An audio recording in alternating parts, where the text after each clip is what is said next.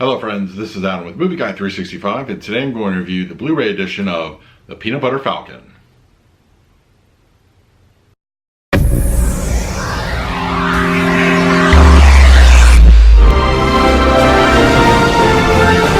If you're new to the channel, please hit the like button, subscribe, hit that bell notification. I put out videos every single day. You can also find me over Twitter and Instagram at Movie Guy 365, as well as over at the Disney Magic Hour podcast. I will leave a link for that in the description.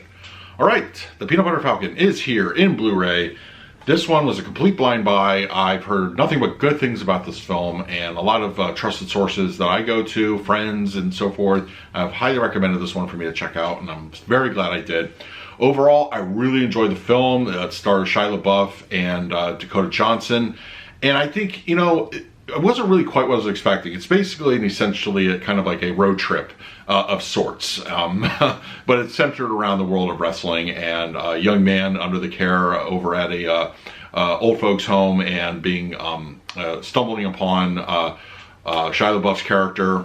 That made for a very interesting dynamic. I think Shia LaBeouf did a good job here. I know he's had kind of some rocky situations in the last few years, but it was good to see him like really kind of put forth a good effort and just kind of bring an overall good narrative to the story. I think it was very interesting. I myself am a past wrestling fan, so I kind of gravitated towards that subplot.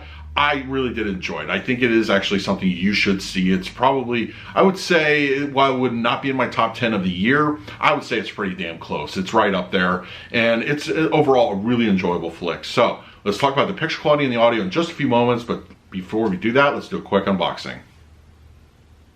Okay, we have the Peanut Butter Falcon here in a relatively nice slipcover. I like the image quite a bit.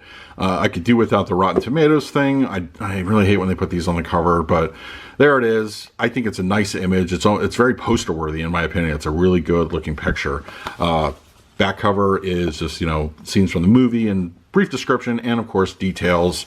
So let's pop this open. And yeah, pretty much the same on the front and back. And then of course, very standard stuff on the interior right there. So, all right, let's talk about the picture quality and the audio.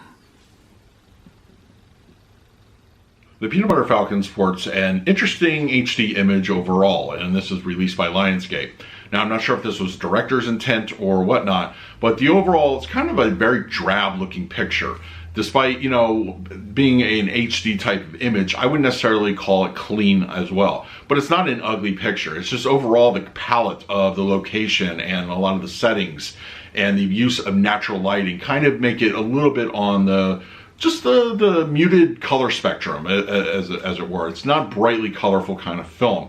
It also has, like, you know, there's a lot of weather conditions have a lot to do with it, and there's a lot of outdoor scenes which can contribute to what we see, you know, as far as relayed back to us via the Blu-ray.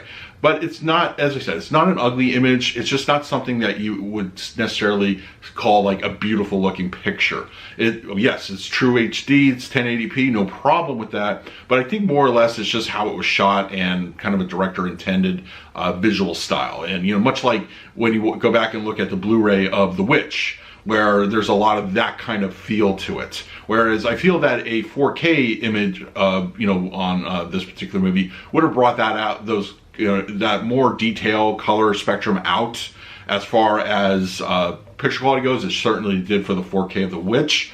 But for the most part, you know, the black levels are pretty milky at times and they don't look the best. And it's just overall like not a, you know, it's just not something you would use for, like, let's say demo purposes. But as long as you're okay for that aspect, I think overall it's a fine picture. It's just not something that you would inherently call a gorgeous image. Audio-wise, we got a DTS 5.1, and I'm very pleased with this track.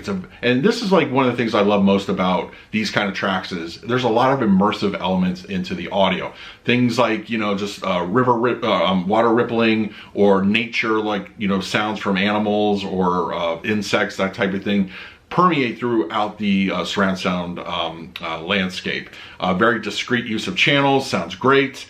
And it's just not, it gets a little aggressive on certain elements of the film, but it's not, you know, it's all within, you know, its rights of like what's happening on screen. So I think overall, while I don't think the picture quality is the cleanest looking, the audio is top notch in my opinion. It really sounds good. It puts you right in the movie. I feel it's a very good addition to what we get here on the Blu-ray.